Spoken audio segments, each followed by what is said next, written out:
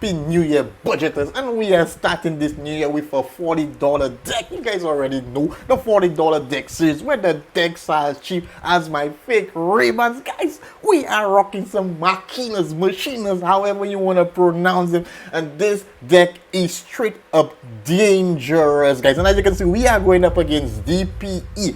The DPE matchup is very frustrating to some extent because whether you pop this guy or not, he comes back, and sometimes when you try popping, he's just gonna pop what you try popping to pop him or it or them. What? Yeah, that's a lot of popping. But let's see. But this guy, but we have an answer, man. Machina Rune Enforcer, and that's what I've been calling him, Rune Enforcer, because everybody's playing DPE Enforcer, and let's just say Rune Force ain't giving joke. DPE fears this guy like whoa. He's trying to pop, we ain't having that because he's on the Mystic Mine, so he's feeling good. But let's just get rid of Mystic Mine, and then to get rid of this guy instead of rocking his droplets and a Nibiru Madara. Oh my goodness, he pops us again. That's fine, we are gonna get our effect, come back. What we're just gonna do, because this guy does not die, but yeah, we're gonna eat that Madara. What, you think that Madara is not enough? He's back again. Oh my goodness. Alright guys, we are looking good. Yeah, what's scary about DP is the fact that it does not target, which is scary. So I'm pretty much chaining my trap trick, just in the event he targets my back row, because I don't know for what reason, but I don't know his back row cards, so maybe he'll have something good.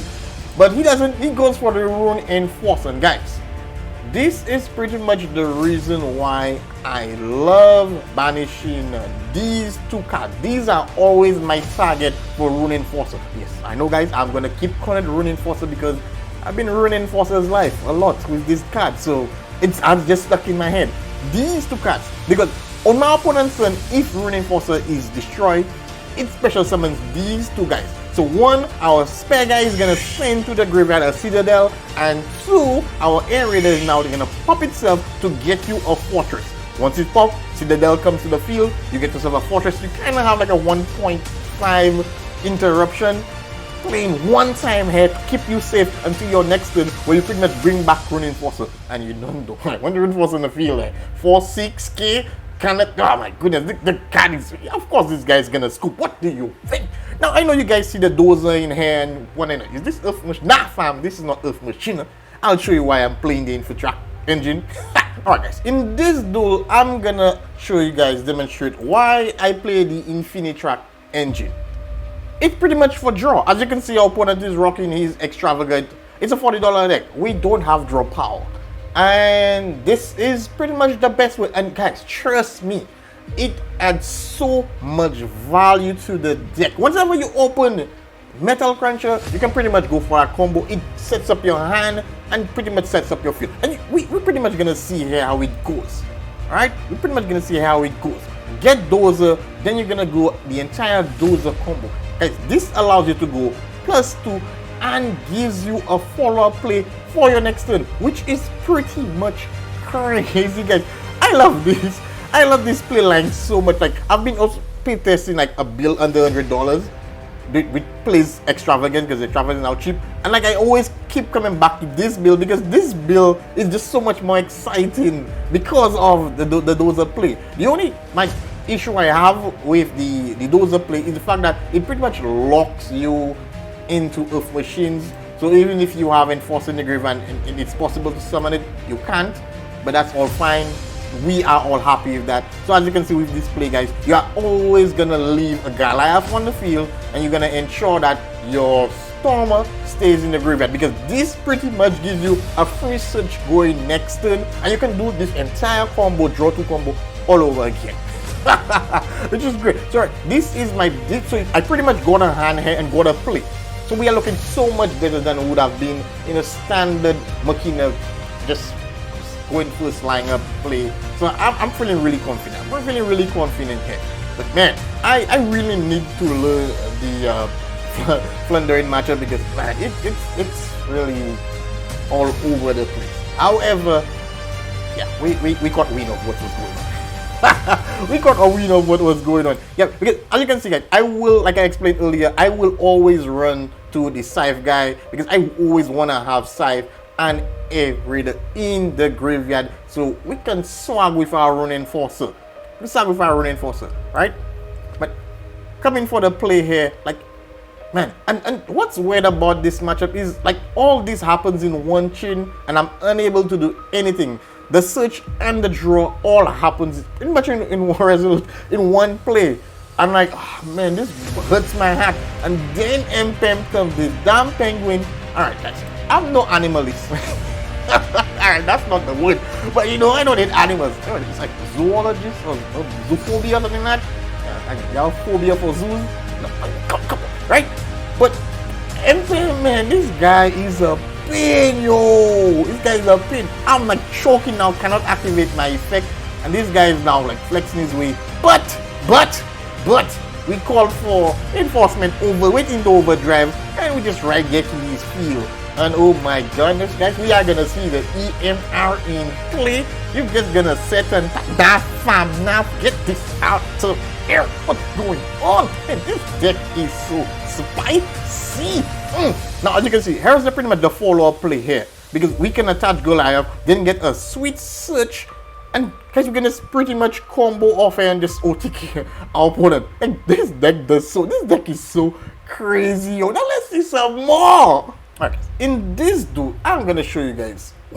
Man, Machina defense parameter is so flexy.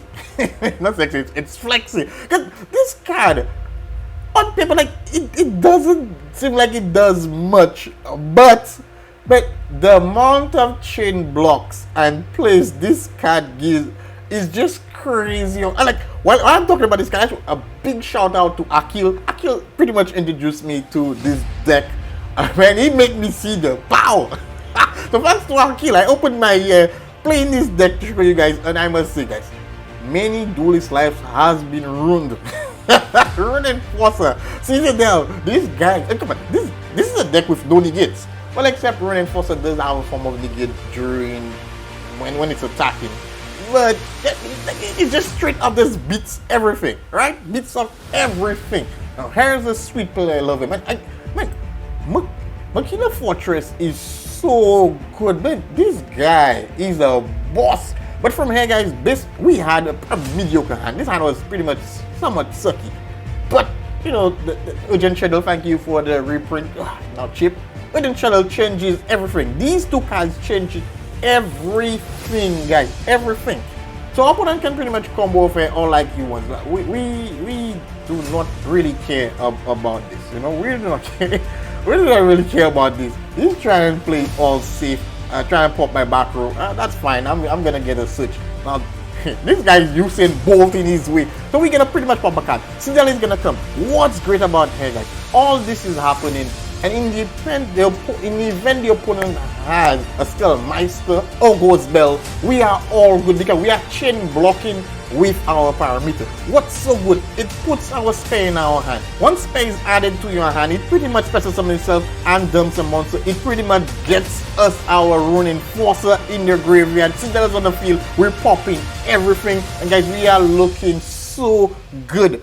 Guys, once Rune Enforcer is in the graveyard, your chances of winning is like skyrocket high.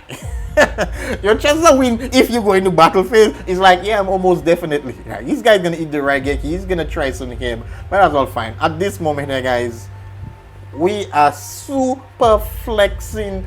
This duel is done and all with it because our big boy is coming out. What are you? Oh my goodness, that's we just flexing. Hair is just pretty much being flexed. And yeah, it cannot be helped. Okay, let's move on to the other clip because I have some more spice to show you guys what's going on. Okay, this is one of the best hands you can have, guys.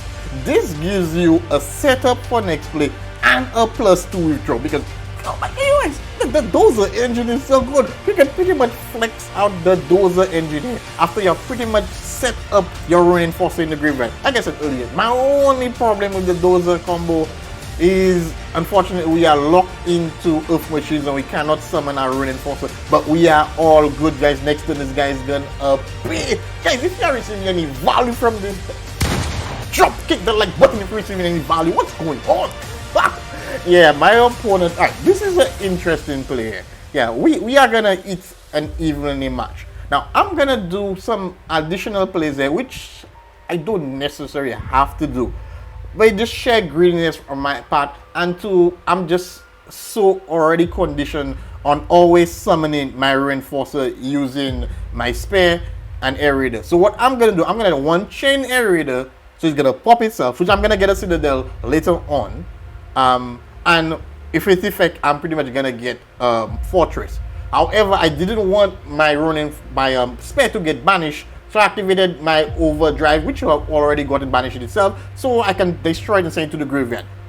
So unnecessary plays, but it has its purpose. It has its purpose. So we are still all good despite what our opponent has cleared our field, and this guy is pretty much gonna flex. And yeah, of course, we're playing a heroes deck, so we know DPE is gonna make an appearance. He's gonna do what he's gonna do. And like what I said about the DPE matchup, like here I can choose to activate Citadel effect. However, he will just chain and choose my target, choose Citadel itself or choose Fortress and pop, and I will pretty much nothing will go on. So I was like, all right, you know, this is like main phase 2. We are all fine, and to be honest, I just wasn't threatening it. This guy can't attack. I was not threatening it, right? So we are good. Yeah, he's gonna pop us. Yeah, that's all fine. That's expected. But guys, opening. Oh my goodness gracious! And from here, it goes down south. It already was going down south based on my graveyard, but she just got serious. And guys, I literally had so many options here. I literally had to roll a die to know how to end this guy's career. And yet, unfortunately, the number the die rolling was the riskiest option. But still, it was still fun. It was still fun. Alright, so here I'm like, nah, I'm just gonna toy this guy. I'm gonna burn his life away. And the insults, you know, this guy wouldn't allow me to burn him 2k. Like, the insults, alright? I took that personal. And you know what? You know what happened? Yeah, it didn't end well for me. It didn't end well, guys. Oh, this deck, $40. This deck is dangerously good. Hey, don't slip on this deck. Hope you guys enjoy this video. Deck profile coming up. Start of the new year, guys. It's gonna be hot this year.